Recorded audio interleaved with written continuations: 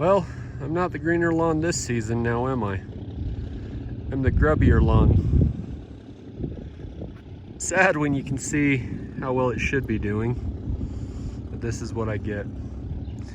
Wow, I done messed up, AA Ron.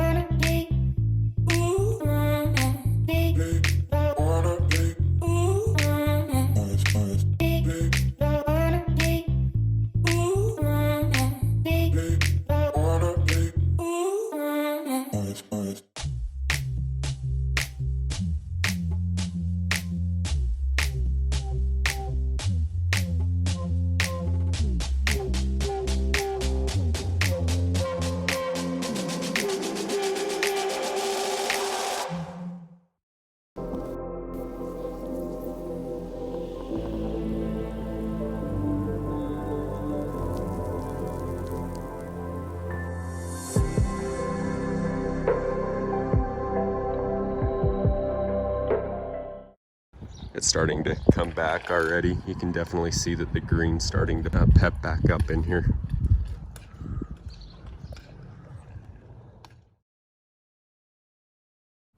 So when it comes to it, this is all that you have to do.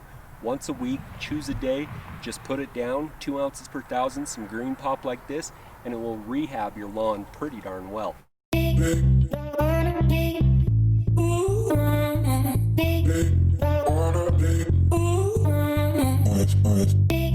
As a tip, you can see your tire marks from your passes, and with how wide this actually sprays, I just line it up on those, and then I just know that I'm getting even coverage. So it makes the application super easy.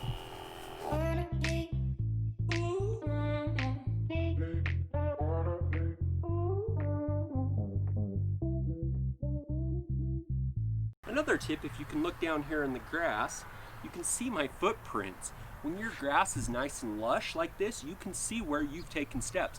So it also helps you track your patterns. So it helps quite a bit. As you can tell, my lawn is not 100% yet, but this is so much better than what it was.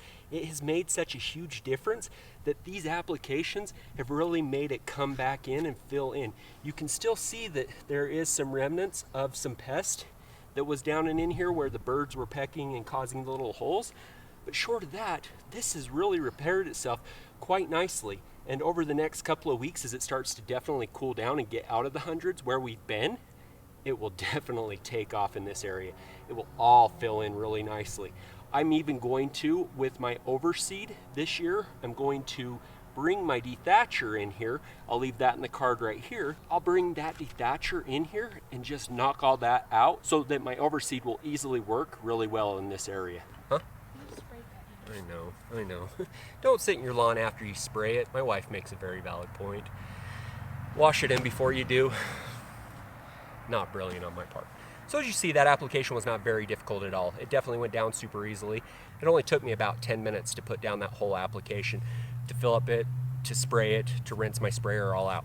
So not a hard one at all. If you don't like using a battery-powered sprayer, a pump sprayer, or a backpack sprayer, you can definitely use the Ortho. I just don't use it because I don't like how finicky it is. I feel like I get a better application with my battery-powered sprayer. So that's why I've always used my battery-powered sprayer. There's nothing wrong with this. This adds enough water that you don't have a dilution issue. because it adds the water in through it. On this application, what you do is you just put enough in here, however many square feet that you're going to be covering, the 2 ounces per thousand, and then stick it on the 2 through 4 ounces, depending on how fast you walk, to get it over that same exact square footage. Not too difficult at all. This is definitely an option. The reason I don't use it is just because I find it finicky and they break a lot. They're 10 bucks, 12 bucks, so they're meant to be gone through, they're meant to be used. Not a big deal. This is my feelings on it. So I've just been spoon feeding this over the last 4 weeks since I found out that I had grubs. I've been fixing those areas in my lawn that where the grubs sit down, they're damaged, and throughout the whole front yard, just in the basic front yard, not in my park strips nor like that, but in my front yard where those grubs in the sod web were. I've been taking care of the issues just over time, doing it slow, giving it that slow feed. What I've been doing is just as each one wears off of that 2 ounces each week, I put a little bit more in the next week, that 2 ounces. 2 ounces the following week. So that just kind of keeps it moving along and nutrients always being fed. It's not being sugar rushed or slammed or anything like that. We're just giving a nice slow amount of nitrogen, phosphorus, and potassium to the lawn at a very regular intervals. That causes this kind of a green up. Then you don't have that nitrogen spike during the middle of the summer where you can get die off or kill. So I've made these changes during 100-degree weather. It has been super hot here in Utah as it has been across the United States, but I've been making these changes over time. The key to it is to have good irrigation. If you have good irrigation, you can do a slow spoon-fed regimen just like this, and it will make your lawn just light up. It'll look super good. But you've got to make sure that you have enough water. It's not overwatering it. It's a deep, long water, 2 to 3 times a week, getting enough water into the soil for 1 inch to 1.25 inches everywhere in the soil. That's what's going to cause it to green up.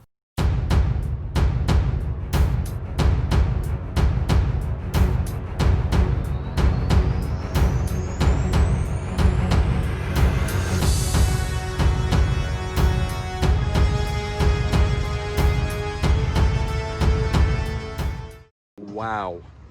That color, just tell me. Color? The color. It is nice, it's dark. This week's question: what have you been doing to prep your lawn for the fall time? Me, this is actually what's prepping my lawn. These small feedings like this, because I'm actually going to use green pop once again for my overseeding project. That is going to be my fertilizer that I'm going to be using. What have you guys been using to get yourself ready for the next step, the fall? Have you been doing fertilizer applications? Have you taken the summer off so you don't stress your grass during the summer? What have you been doing? What are your fall steps this season? Please leave it in the comments down below. I'm Jeremy of The Greener Lawn. Make her green.